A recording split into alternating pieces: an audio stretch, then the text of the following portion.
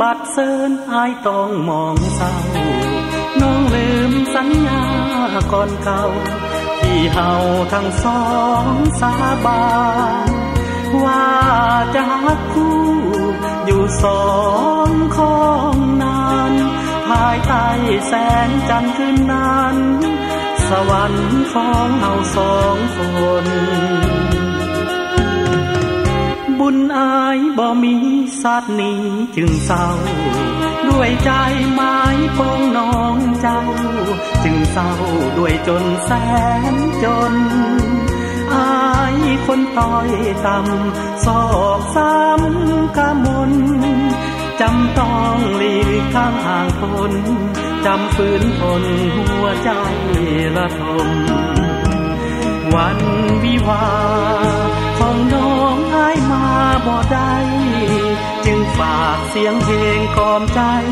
อวยพรให้มาตามสายลมเป็นสุขเถิดนา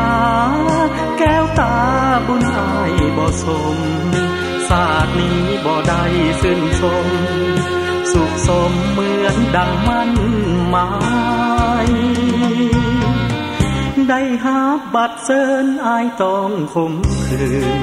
น้องกายเป็นของคนอื่นสุดฝืนละกำซ้ำใจอายคนต้อยต่ำปวดร้าวสวงใน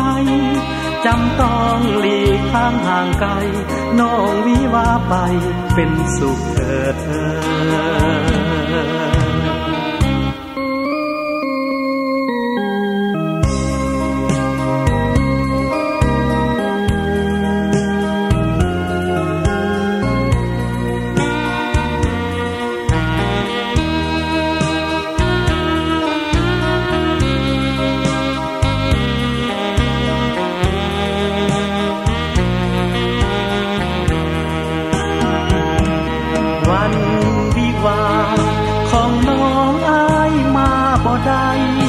จึงฝากเสียงเพลงกล่อมใจ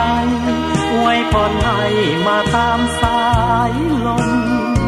เป็นสุขเถิดนาแก้วตาบุญอายบ่สมศาสตร์นี้บ่ได้ชื่นชมสุขสมเหมือนดังมันหมาย